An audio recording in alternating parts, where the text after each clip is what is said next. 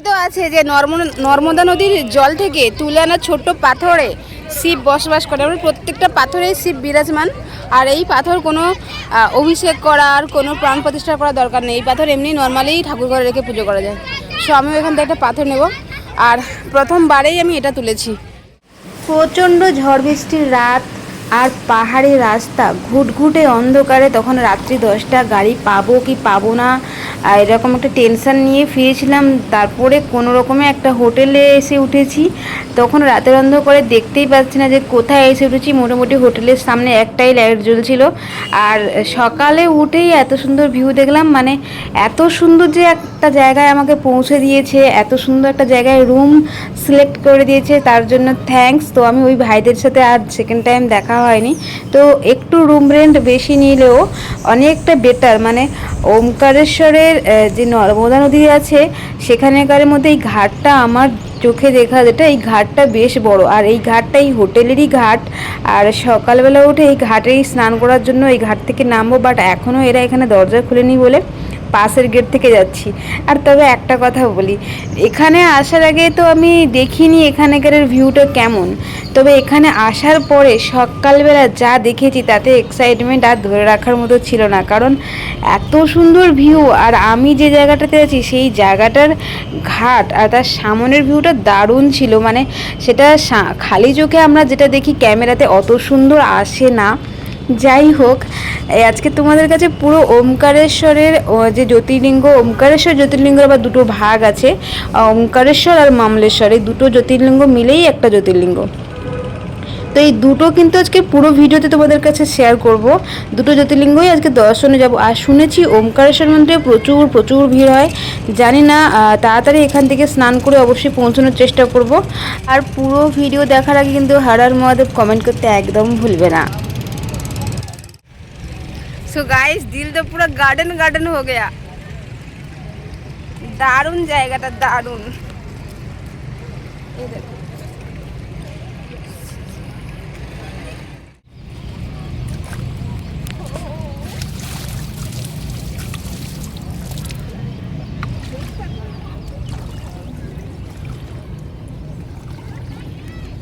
এই নদীটার একটা কি জিনিস ভালো জানো তো, এখানে কোনো বালি নেই আর কোনো কাদাও নেই, শুধু পাথর আর পাথর।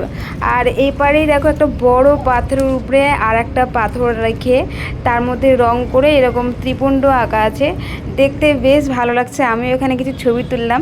এবারে নদীতে নামবো। আর কি জানো তো, যেখানে আমি থাকি, মানে যেখান থেকে সেই পশ্চিমবঙ্গের কোন এক কোণা থেকে এসেছি, আমি আমার ছোটোবেলা থেকে কখনো মিষ্টি জলের নদী দেখিনি। আর নামা তো দূরের কথা, দেখিনি। মানে আমাদের ওখানে সাগর সমুদ্র যাই থাকুক না কেন, প্রচণ্ড নোনা জল আর অনেক ঘনত্ব বেশি তার জন্য। আর এখানে মিষ্টি নদীর জল, যে কারণে তো এই জলের ঘনত্বটা ভীষণই কম। ও নন্দীজি, गिर गई क्या तुम?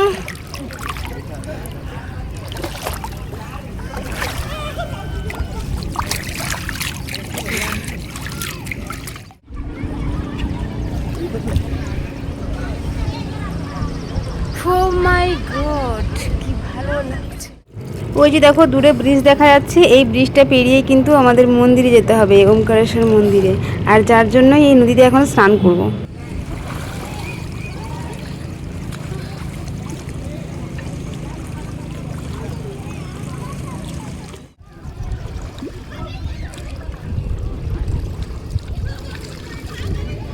তো সকালবেলা নদীতে নেমে স্নান করে প্রথমে সূর্যদেবকে জল অর্পণ করলাম। তারপর এই জীবনে প্রথমবার মিষ্টি জলের নদীতে স্নান করার সুযোগ পেয়েছি গাইস, মানে একদমই হাতছাড়া করা যাবে না। যত পেরেছি ডুবে স্নান করেছি। তারপরে আবার আমার ইচ্ছে হলো যে একটু সাঁতার কাটবো, তবে তোমরা কিন্তু ব্যাকগ্রাউন্ড একদম মানে স্কিপ করে যেও প্লিজ, মানে সো ফানি, বাট স্কিপ করে যেও। দেখো আমি কি করবো বলো, আমি ঘুরতে এসেছি, আমি তো এই জায়গাটাকে পুরো ফিল করবো, ভিডিও করবোই, তাই না? সো কিছু করার নেই আমার, নো ব্যাড কমেন্ট। আর তোমাদেরকে একটা কথা বলি, আচ্ছা তোমাদের কার কার মনে হয় বলো তো, যে যেখানে ঘুরতে যাই যেই জায়গাটা ভালো লেগে যায়, এরকমটা কি মনে হয় কাশ আমার যদি এখানে একটা বাড়ি থাকতো কি ভালো হতো? আমাকে কিন্তু অবশ্যই কমেন্ট করে বলো তো কার কার এই হ্যাংলামোটা আছে। আমার তো মানে ভীষণ ভীষণ আমি এই দিক থেকে হ্যাংলামো করি। কথিত আছে যে নর্মদা নদীর জল থেকে তুলে আনা ছোট্ট পাথরে শিব বসবাস করে, আমরা প্রত্যেকটা পাথরেই শিব বিরাজমান। আর এই পাথর কোনো অভিষেক করার, কোনো প্রাণ প্রতিষ্ঠা করার দরকার নেই। এই পাথর এমনি নর্মালি ঠাকুর ঘরে রেখে পুজো করা যায়।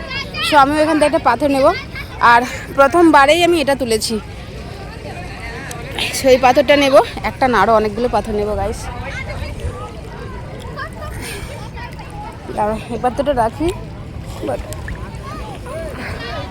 এটা না, একটা সুন্দর দেখে একটা গোল পাথর নেব। সবাই ঘুরিয়ে নেই। ধরো গাইস, পেয়েছি একটা, মনে হচ্ছে এই পাথরটা কেমন হবে।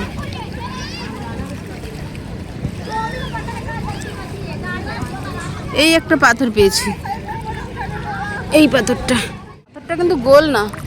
পাথরটা ঘুরিয়েছি কিন্তু এটা গোল পাথর না, একটু বড় দেখে নিতে চাইছি, মানে একটু শিবের মতো গোল গোল পাথর হবে, কিন্তু গোল পাথর খুঁজে পাচ্ছি না গাইস।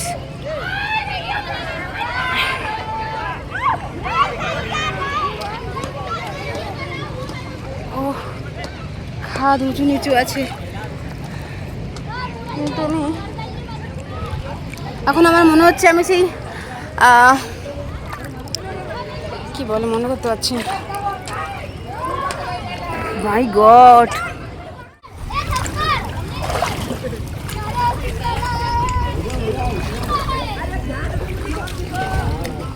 গাইস একটা বড় পাথর পেয়েছি। পাথরটা আমার পছন্দ হয়েছে, অনেক বড়, নিয়ে যাওয়া অসুবিধা হবে, বাট এটা আমার পছন্দ হয়েছে। খুঁজছি যদি ছোট একটা ভালো পেয়ে যাই তাহলে এটা নেব না, দেখা যাক।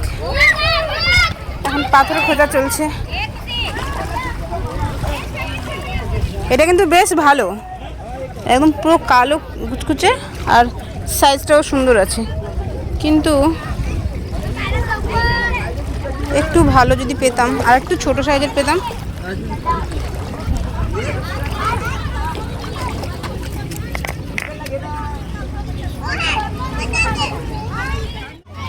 সো এখানে না বেলপাতা পেয়ে গেছি, আর এখানে ভগবান শিবের মূর্তি আছে। সো উনি চায় যে আমি ওনাকে বেলপাতা দিয়ে একটু অন্তত এখানে জল দিই। তো দেওয়া যাক, উঠবো কী করে।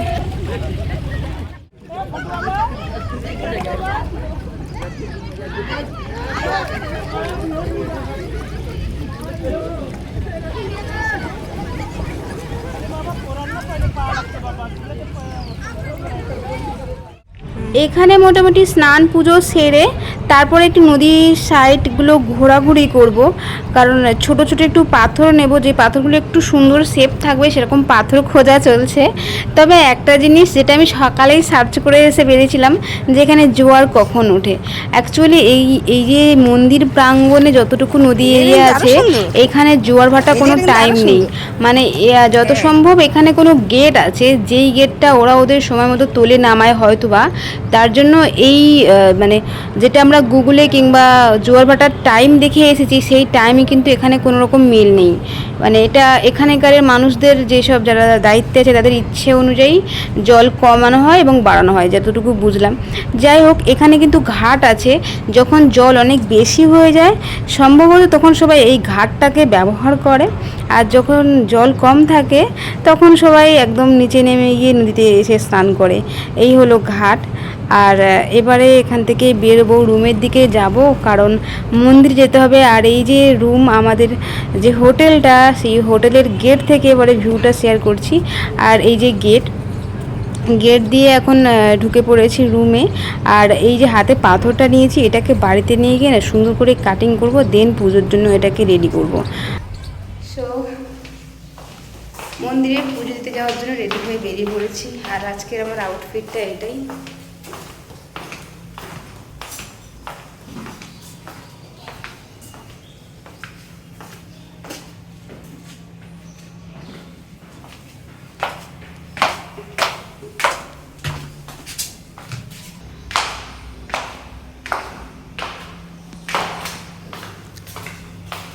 আমরা এখানে যে রুমটা নিয়েছি সেই রুমটা তোমাদেরকে একটু দেখাই এই সামন থেকে।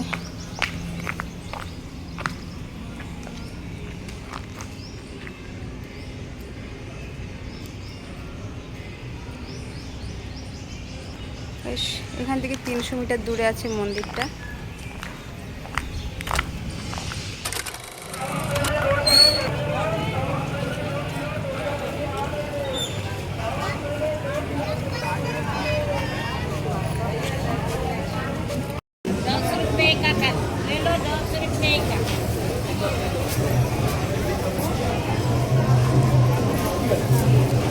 कितना हुआ? 160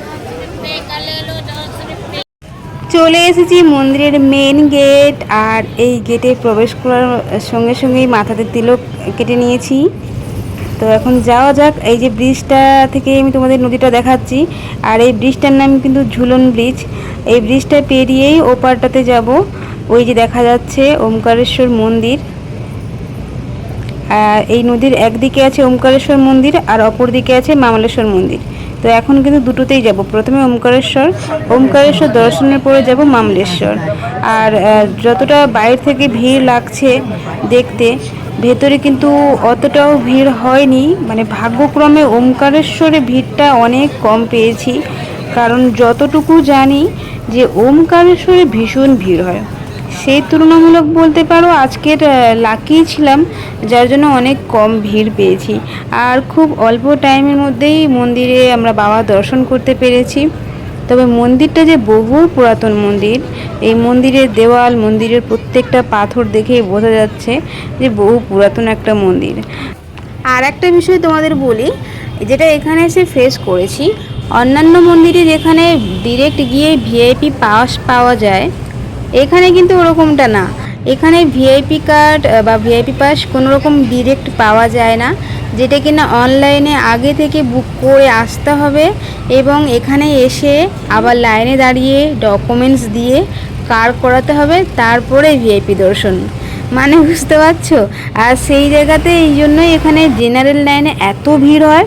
আর এই জন্যই বলছি যে আজকে লাকিলি, মানে যেখানে ভিআইপি কার্ড পাওয়াটাও দুষ্কর হয়ে যায়, সেই জায়গায় কিন্তু জেনারেলে এত কম মানুষ আজকের, আর তাড়াতাড়ি দর্শনও করতে পেরেছিলাম।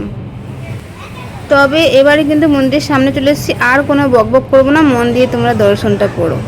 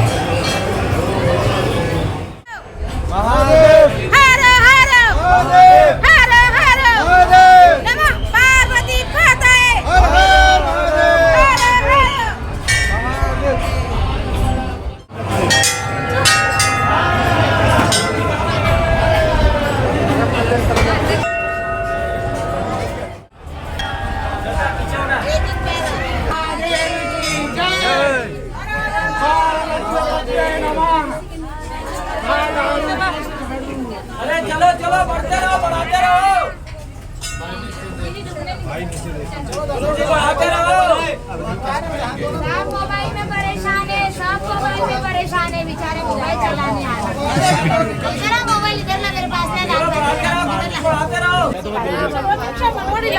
अरे चलो। মোটামুটি মন্দির থেকে বেরোলাম আর তোমাদেরকেও দর্শন করাতে পারলাম। তবে যদিও ক্যামেরা এলাও নয়, তা সত্ত্বেও সবাই ক্যামেরা ব্যবহার করছে, খুব কড়াকড়ি ছিল না, যার জন্য আমি ক্যামেরা করতে পেরেছি, একটু চুরিচামারি করে বেরিয়েছি। যাই হোক, আমি নিজে দর্শন করতে পেরেছি এবং এতটুকু ক্যামেরাবন্দি করতে পেরেছি, সেটাও অনেকটা ভাগ্যের ব্যাপার। তো এখন এই মন্দির থেকে বেরিয়ে দেখো, মন্দিরে তো আমরা আসি দর্শন করি, বাট মন্দিরের যে শিবলিঙ্গ থাকে সেটা তো আমরা স্পর্শ বা সেখানে মন্দির পুজো করতে পারি না। তার জন্য আমার মনের মধ্যে কেমন যেন মানে পুরোপুরি 100% শান্তি পাচ্ছিলাম না। যার জন্য এই নদীর তীরেই একটা শিবলিঙ্গে আমি এই যে ফুল বা প্রসাদ নিয়েছিলাম এখানেই সেই পুজো দেবো, তাহলে যদি একটু মনের ভেতর থেকে ভালো লাগে। মানে দেখো, যত দর্শন করি না কেন, একটা পুজো না করলে না যেন কমানোটা কোথাও খামতি থেকে যায়। তো এইটা আমার কিন্তু বেনারসে গিয়েও এই জিনিসটা মিস করে গেছি, যার জন্য সেকেন্ড টাইম আবারও আমার বেনারসে যাওয়ার ইচ্ছে আছে যে আমি নদীর পাড়ে কোনো একটা শিবলিঙ্গে ভালো করে শান্তি করে অভিষেক করে পুজো করব। তো এই জিনিসটা আমার ওখানে গ্যাপ থেকে গেছিলো, আর এখানে কিন্তু এটা পূরণ করে নিলাম। তো ইনি যেহেতু এখানে একজন ঠাকুরমশাই আছে, পুজো করেছে অলরেডি আগে থেকে, তো আমি সেখানে যেহেতু ওখানে সব কিছু রেডি ছিল, মানে জল, অশ্বগন্ধা যা যা লাগে সব কিছু ছিল, আমি জাস্ট ফুল আর প্রসাদ নিয়ে এসে এখানে পুজো করলাম। আর ইনি কিন্তু আমার কাছে দক্ষিণা চাইছিল, তবে আমি পুজো করেছি, তাহলে দক্ষিণা কেন এনাকে দেবো। যাই হোক, আর এই যে তোমরা স্ট্যাচুটা দেখতে পাচ্ছ, এই স্ট্যাচুটা হলো এখানকার রাজা, ওমকারেশ্বরের রাজার স্ট্যাচু। আর এই হলো মন্দিরের মেন গেট। তো এখান থেকে এখন পৌঁছবো মমলেশ্বর বা অমরেশ্বর মন্দির। তো এই একটাই জ্যোতির্লিঙ্গকে দুই ভাগে ভাগ করা আছে। তো এর ভীষণ বড় একটা কাহিনী আছে, তোমরা জানতে চাইলে অবশ্যই আমাকে কমেন্ট করবে, কারণ তোমাদের ইন্টারেস্ট থাকলে সেটা নিয়ে আমি অবশ্যই ভিডিও বানাবো। আর ওপারে যেটা দেখালাম ওমকারেশ্বর মন্দির, ওটা মান্ধাতা দ্বীপ, যেটি ওম আকারে, এই দ্বীপটা একদম উপর থেকে ড্রোন দিয়ে দেখলে ওম আকারে তৈরি একটা দ্বীপ, তার জন্য ওটা ওমকারেশ্বর।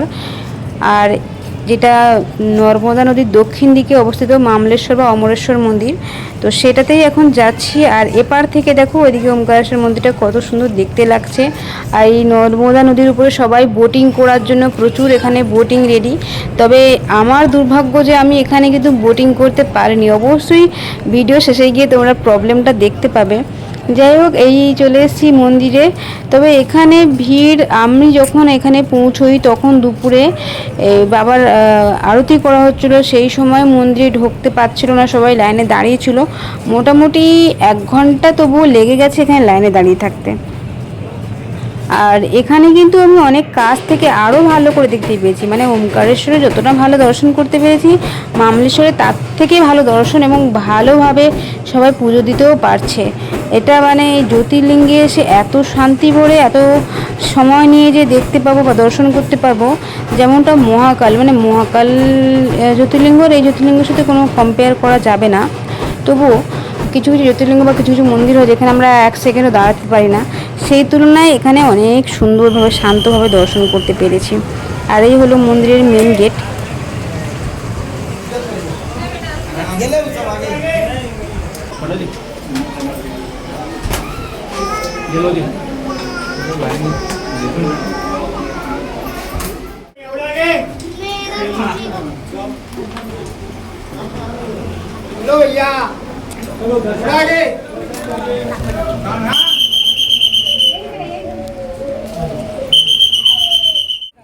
তো গাইস, যেই উদ্দেশ্যে বাড়ি থেকে বেরিয়েছিলাম, মোটামুটি সেই উদ্দেশ্য ফাইনালি কমপ্লিট। তো আমার দুটো জ্যোতির্লিঙ্গ দর্শন কিন্তু কমপ্লিট হয়ে গেছে। এক হলো মহাকাল অ্যান্ড ওমকারেশ্বর মামলেশ্বর, দুটো মিলে যে একটা।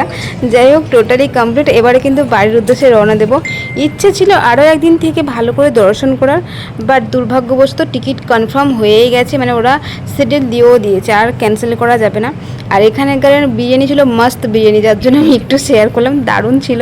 ও তারপরে আমাদের ট্রেন আছে আজকে। হ্যাঁ, কিন্তু এইটা তো যা বৃষ্টি হলো, অনেকক্ষণ লাগে।